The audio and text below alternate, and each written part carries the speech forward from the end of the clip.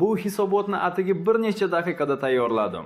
Ilgari mijoz, rahbar yoki jamoa uchun hisobot tayyorlash uchun ma'lumotlarni qo'lda qayta ishlash, umumiy jadvallar, grafiklar tuzish va keyin bularning barchasini taqdimotga jamlash kerak edi.